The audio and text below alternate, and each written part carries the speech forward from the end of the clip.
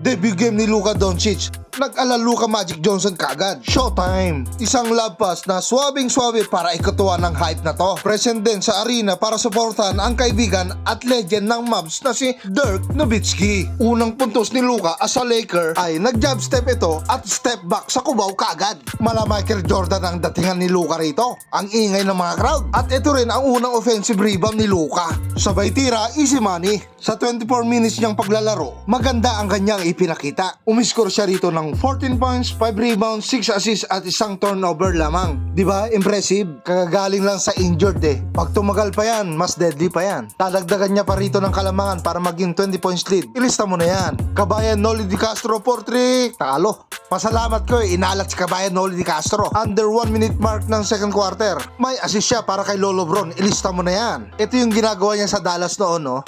Kung hindi kay Lively o kaya kay Gafford. Ngayon, kay Hayes na. Familiar yung play, di ba? Entering the third quarter, eto, nagpasabit kagad siya rito. Kitang-kita yun ni referee Boy Montalban, N1.